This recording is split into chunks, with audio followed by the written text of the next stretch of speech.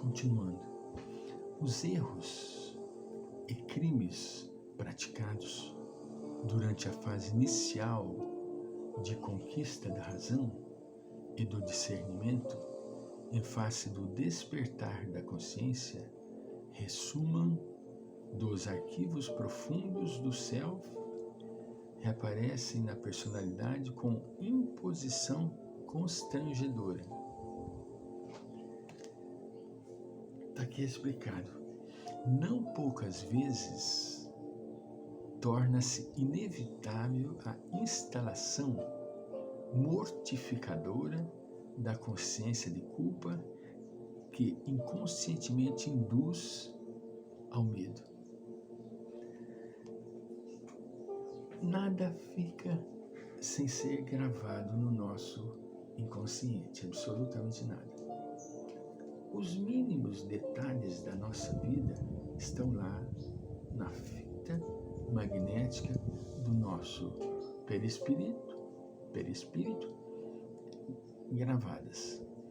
Quando nós nos desvencilhamos do invólucro material através do fenômeno da morte do corpo físico, nós abrimos as portas e as comportas do inconsciente e todos os registros são passados inevitavelmente de forma muito rápida, levando o espírito a um processo de perturbação muito natural,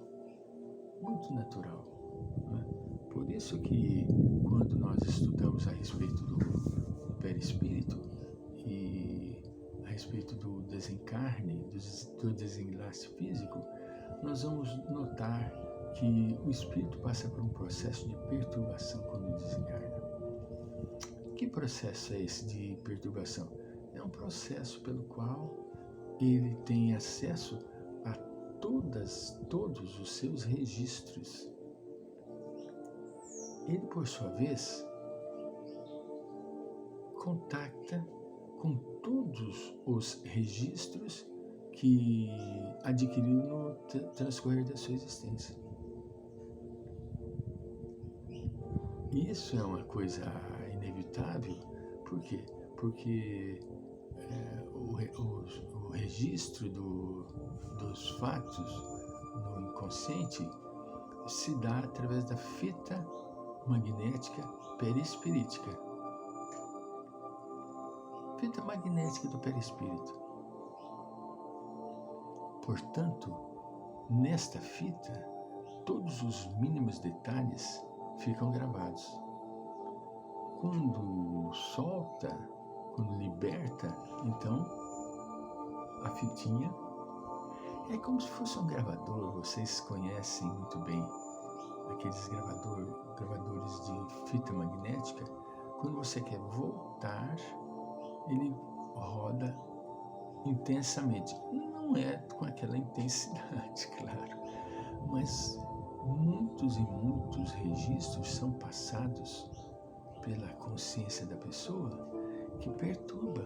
São tantos registros que a pessoa passa por um período de perturbação necessária. Ah, mas Francisco, você acha que é necessário que passe por uma perturbação? Não são perturbações ditas como perturbações de espírito, da pessoa ficar acabrunhada. Não. Pela rapidez dos registros, a pessoa não identifica os registros. Ela se perturba diante de tantos fatos gravados. Entende? Isso é uma coisa natural, uma coisa normal, né? Não é uma coisa de perseguição, não é uma coisa de maldade, não. É um fenômeno que nós poderíamos dizer magnético espiritual, magnético perispiritual, não é? Trata-se de um medo, esse fato em que a pessoa instala o complexo de culpa, trata-se de um medo absurdo.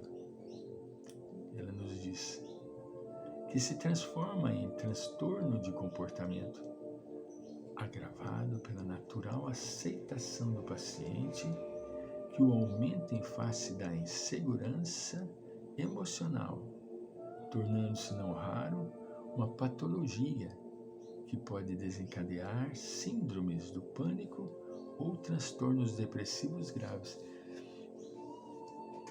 Entendamos bem,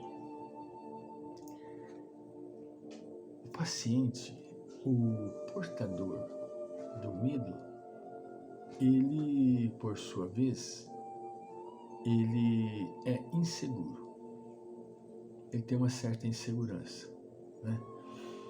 Essa insegurança coloca-lhe de um distanciado do convívio social. Ah, mas como assim, professor?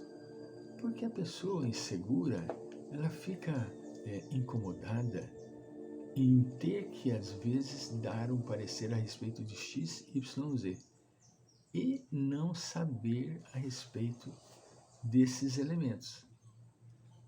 Isso lhe perturba, isso deixa-lhe incomodada. A pessoa fica incomodada. Então, o que acontece? Acontece que o indivíduo, ficando com essa tendo essa insegurança emocional, ela aumenta, tornando devido ao medo, né? O medo que lhe toca a existência, entende? E muitas das vezes este medo que fica aumentado patologicamente, né? Não raro desencadeia síndromes. Lembro-me nitidamente de um caso de uma irmãzinha que tinha uma pessoa inteligente, uma pessoa formada, uma pessoa bem casada, com 3 filhas maravilhosas, mas desencadeou de um determinado período da sua vida um pânico. Não tinha coragem de sair para ir no supermercado. Se ia com o marido, ela ficava atônita. Entende? Atônita. E isso, por sua vez, desencadeou transtorno depressivo. Precisou tomar medicamento, precisou fazer terapia para que ela pudesse entender o que se estava passando com ela. Mas custou, era uma pessoa formada, uma profissional na área clínica, né? Mas não deu conta. Precisou de fazer terapia. Terapia não é uma coisa pecaminosa. Muitas pessoas acham que é terapia. Gente, é uma bênção estarmos hoje como nós estamos com os recursos terapêuticos. É uma bênção. As grandes profissionais da área psicológica, os grandes profissionais da área psicológica, das áreas psiquiátricas, desenvolveram técnicas fenomenais. Isto, por sua vez, traz um conforto maravilhoso para o paciente.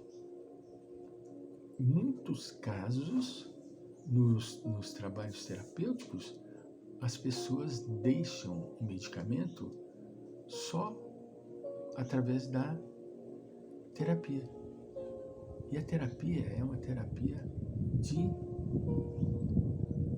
conversa. Fazer a pessoa deglutir aquele problema. Como aconteceu comigo a respeito da altura. Eu precisei. Tá certo que eu não fui num terapeuta, né? Não precisei de ir ao terapeuta pela minha própria maneira de ser. Eu me questionei até encontrar quando encontrei, me libertei. Como a pessoa nem sempre consegue por si própria, então existem os abnegados e abençoados clínicos terapeutas para fazer esse trabalho adequadamente, porque é perigoso a pessoa fazer sozinha. É perigoso por quê? Porque a pessoa defronta com seus fantasmas. Ela tem contato com os seus monstros pré-históricos íntimos, que todos nós os temos. Então, quando está amparada por um técnico, ele vai saber conduzir de maneira adequada para a pessoa não desencadear um problema maior. Que às vezes começa a tirar de dentro do baú toda aquela roupagem suja, aí ele se identifica com a sua tamanha sujeira, ela foge. Muitas pessoas acabam desencadeando patologias mais sérias, transtornos mais sérios, a ponto de se suicidarem. Infelizmente, nós conhecemos casos dessa natureza, que a pessoa identificou a sua fraqueza tão grande que não teve resistência emocional suficiente para suportar. Vamos voltar.